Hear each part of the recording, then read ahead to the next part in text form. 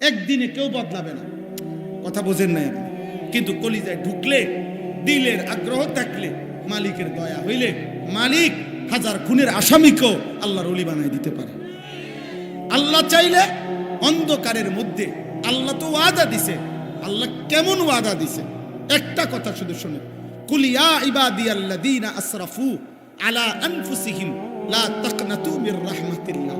আরে দোস্ত, আল্লাহকে শুধু এতটুকু চিনেন যে আল্লাহ যেন বলছে, বান্দা মনে করো তোমার 40 বছর, তো 40 বছরে যত ঘন্টা, যত মিনিট, যত সেকেন্ড, যত মুহূর্ত, প্রতি মুহূর্ত গুণে তোমার গুনাহ ওই পরিমাণ। মানে 1 সেকেন্ড, 1 ঘন্টা, 1 মিনিট, 1 মুহূর্ত তোমার কোনো নেকি নাই। একবারও আল্লাহ এটাও বলো নাই, একটা সেজদা দাও নাই। 40 বছর পরিমাণ সমপরিমাণ গুনাহ, মানে পায়খানার টাঙ্কির ভিতরে একদম ডুবা তুমি, গুনার মধ্যে তুমি একদম ডুবা, চারিদিকে তাকাইয়া আপাদ মস্তক, তোমার এক বিন্দু কোনো নেকি নাই। সেই গুনাহগার পাপী বান্দাও যদি কোনোদিন, তার 1 সেকেন্ডের নেকি নাই, তুমিও যদি কোনোদিন গুনাহ ছেড়ে দিয়ে আর করবা না ওয়াদা দিয়ে, বান্দা কলিজার গভীর থেকে একবার যদি আমারে বলো, আল্লাহ আমারে মাফ করে দেন, আমি ভুল করছি, আল্লাহ বলে, খোদার কসম বান্দা, আমি পুরা 40 বছর একসাথে মাফ করে দেব। একসাথে মাফ, একসাথে 90 বছর একসাথে মাফ। আমি এমন মালিক, গাফারতু লাকা ওয়ালা উবালি, আমি কোনো পরোয়া করব না, আমি মাফ করে দেব। যা যা বান্দা, মাফ, তুই আমার বান্দা। এজন্য একটা মূল নীতি তাফসীরের মধ্যে আছে যে, হে আল্লাহর বান্দা, তোমাকে কলিজা দিয়ে এটা মনে রাখতে হবে, তোমার আল্লাহ তোমারে জান্নাত দিতে চায়, তোমার আল্লাহ মূলত তোমারে মাফ করতে চায়। আপনি যদি বলেন কাউকে মহব্বত কইরা, ভাই আপনি আমারে আসল কথাটা কোন, আসলে আপনি আমারে দিবেননি, হুদা ঘুরাইয়েন না, কথা বোঝেন নাই। আমরা অনেক সময় কই না, ভাই এত 900 কথা বাদ দেন, আপনি ক্লিয়ার কথাটা, আসলে ভিতরের কথাটা কোন, আপনি আমারে দিবেননি, এটা হুদা কামে কীর্তন ঘুরাইতেন আছেন। তা আল্লাহকে যদি বান্দা বলে, মাওলা আমি এত কথা বুঝি না, মাওলা আপনি আমার আগে পরিষ্কার মেন কথাটা কোন, আপনি আমারে মাফ করবেননি, আল্লাহর কসম আল্লাহ বলবে, বান্দা আমি আল্লাহ তোকে জবান দিলাম, ওয়াদা দিলাম, আমার দিলের কথা এটাই, আমি আল্লাহ তোকে মাফ করতে চাই, জান্নাত দিতে চাই। আমার একটা বান্দাকে আমি আল্লাহ জাহান্নাম দিতে চাই। এই হলো মালিকের মুখ। এই জন্য আল্লাহ পাক, এগুলো তো অনেক সময়ের ব্যাপার, কিন্তু মক্কার বহু কাফের কালেমা পড়ার আগে রাসূলুল্লাহ সাল্লাল্লাহু আলাইহি ওয়াসাল্লামের জামানায় এমন বহু কাফের ছিল যে যেমনে দাবি করছে, আল্লাহরে জিগান, হে নবী এমনি এমনি মাফ করবুনি, আল্লাহ বলছে, বন্ধু কোন হয় এমনি এমনি মাফ। বলছে আমি আমি আমি 70 বছর এত গুনাহ করছি, তার কোনো হিসাব নাই, এত চুরি করছি, তার কোনো হিসাব নাই, এত খুন করছি, তার কোনো হিসাব নাই, এত জিনা করছি, তার কোনো হিসাব নাই। আপনি আল্লাহরে বলেন সব এক লগে মাফ করবেনি, বলছে আল্লাহকে। আল্লাহ পাক বলছে, হ্যাঁ বন্ধু বলেন, আমি সব একসাথে মাফ করে দেব, তবুও আমার কাছে আয় বান্দা, আমি তোকে জান্নাত দিতে চাই, আমি তোকে মাফ করতে চাই না। হায় বন্ধু, হায় নওজোয়ান, এমন মালিক ছেড়ে দিন।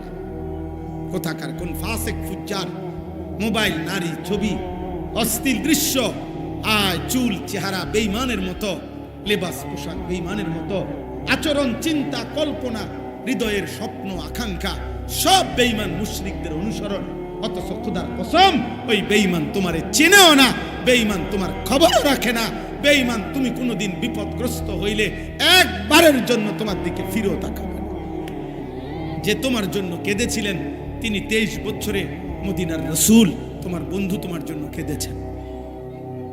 আজও তোমার জন্য প্রতিদিন, আপনাদের জন্য প্রতিদিন যারা কাঁদে, দোয়া করে, তো তারা হচ্ছে রাত্র গভীরে তাহাজ্জুদ নামাজ পড়ে।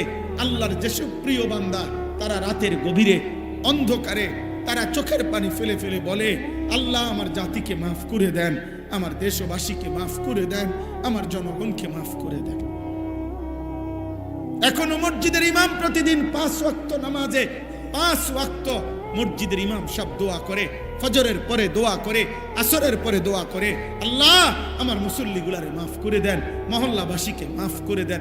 তাহলে দোস্ত, যে তোমার কল্যাণ চায় তুমি তাকে আপন ভাবলা না? বলেন ভাই, একটা ছেলে বলো, বাপ তোমরা যারা বেঈমান মুশরিকের জন্য চুল বানাইছো, বেঈমান আর মুশরিকদের মতো, আমার আব্বা তুমি ইনসাফের সাথে বলো, ওই তোমার জন্য একদিন ভাবছে কিনা? তোমরা যারা মোবাইলে নারী দেখো, উলঙ্গ ছবি দেখো, নর্তকী দেখো, জিনা ব্যভিচারের দৃশ্য দেখো, আমার আব্বা তুমি বলো বাপ, ওই নর্তকী তোমার জন্য জীবনে কোনোদিন ভালো কিছু কল্পনা করছে কিনা? হয়তো তোমার চিনে না। আস্তে আস্তে আস্তে, সাবধান, অন্যদের ডিস্টার্ব হবে একদম। তাইলে আমার ভাই তুমি বলো, ইনসাফ করো, দয়া করো নিজের উপরে মিয়া, দয়া করো নিজের উপরে। নিজেরে শেষ করবা কেন ভাই? আরে গুনাহ তো তোমারে শেষ করে দিবে। গুনাহ, নর্তকী, উলঙ্গ ছবি, নাটক, সিনেমা, সুদ, কিস্তি, হারাম, এই অবৈধ উপার্জন। আপনারা যারা অবৈধ রোজগার করেন, আপনারা যারা সুদ খান, আপনারা যারা কিস্তি নেন, আপনারা যারা লোন নেন, আপনারা যারা ওজনে কম দেন, আপনারা যারা দুর্নীতি করেন, আপনারা যারা চুরি করেন, আপনারা যারা ডাকাতি করেন, আপনারা যারা রাষ্ট্রের সম্পদ, মানুষের সম্পদ লুণ্ঠন করেন, এই হারামখোর, এই হারাম তোকে দুনিয়াও স্মৃতিতে রাখবে না, আখিরাতেও মালিক তোকে চিনবে না বেটা। কেউ না, কেউ না, ধোকা ধোকা। আপনি 30 বছর পরে কবর থেকে আইয়া সাইয়া যাইয়েন, মানুষ আপনার চিনিনি। কোন সিটার বাটপার, কোন সুদখোর ঘুষখোর, কোন হারামখোর নাফরমান, আপনি 30 বছর পরে কবর থেকে আইয়া এন্ডি আইটা যাইয়েন, সাইয়েন আপনার চিনিনি কেউ। ধোকা দুনিয়া, ধোকা। গুনার উপরে বিবি বাচ্চারা চালাইয়া গেছেন, ধোকা খাইছেন, আর আপনার মনে রাখতো না, আর আপনারে মনে রাখবে না। আল্লাহই সত্য, ইসলামই সত্য, আল্লাহর বিধানই সত্য। ওখানেই আমার কামিয়াবি, সেজদার মধ্যেই কামিয়াবি, আল্লাহর গোলামির মধ্যেই কামিয়াবি, হালালের মধ্যেই কামিয়াবি। এখানেই সফলতা, এখানেই কামিয়াবি। অতএব এটা সাফ বক্তব্য। একটা মুসলমান, এখানে অনেক নওজোয়ান প্রিয় ভাই, দোস্ত আমার, নষ্ট হইবা না, চরিত্রহীন হইও না বাপ। উলঙ্গ ছবি দেখো না, নর্তকী দেখো না, নারী দেখো না, মোবাইলের নারীর পিছনে এমন সুন্দর জীবন নষ্ট করো না আব্বা। টেলিভিশনের ওই নর্তকী ধোকা, ও তোমার জন্য হাসে না, ও টাকার জন্য হাসে। ফেসবুকের নর্তকী তোমার জন্য সাজে নাই, টাকার জন্য সাজছে। রাস্তার বেহায়া নজর নারী, বেপর্দা নারী তোমার জন্য একা সাজে নাই। ওই বেডি যা পাউডার লাগাইছে, বেডির কথা হইল বুড়া হোক, জোয়ান হোক, 80 বছরের বুড়া হোক, 16 বছরের ফুলাইন হোক, যেই হোক, সবার জন্য দেখাইলাম যে ফারো চাও। নাহলে কি, নাহলে মহিলা লিখে রাখুক যে কমপক্ষে 30-এর উপরে ব্যক্তিদের জন্য দেখা নিষিদ্ধ, এমন, অথবা আইন করুক, কি তাইলে বুঝাই গেল বেহুদা। আমরা কিতাবে পড়ছি, যে মহিলা বেপর্দা, যে মহিলা বেপর্দা, খোদার কসম, যে মহিলা বেপর্দা পর পুরুষের সামনে নিজেকে প্রদর্শন করে বেড়ায়, সে ইচ্ছে করে নিজেকে, নিজের দাম কমায়া ফেললো, নিজেকেই নিজে পুরুষের সামনে পেশ করলো।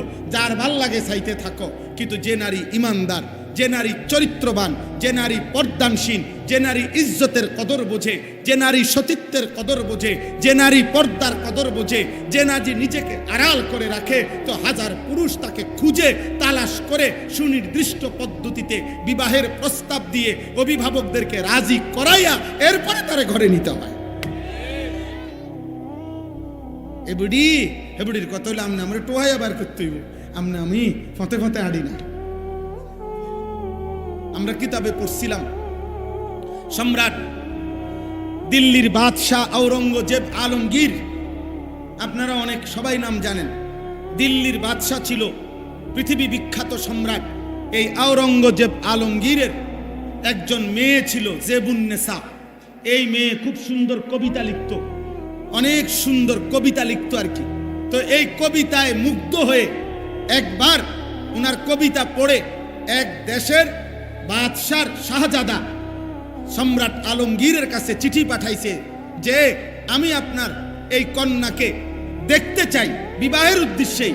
তখন সে বলছিল, এই মেয়ে তখন পাল্টা কবিতা দিয়ে লিখে বলছিল যে ফুলের মাঝে ফুলের গ্রাণ যেমন ফুলের মাঝে লুকিয়ে থাকে, আমি জেবুন নেসাও আমার কবিতার শব্দের মধ্যেই লুকিয়ে আছি, আমি আমাকে কখনোই প্রদর্শন করব না। অতএব এটা জরুরি বাপ, এটা ইনসাফের কথা। আল্লাহই আমাদের সব, আল্লাহই আমাদের সব। আল্লাহ আমাদেরকে বুঝ দান করেন, আল্লাহ আমাদেরকে বিবেক দান করেন, আল্লাহ আমাদেরকে আখিরাতের ফিকির দান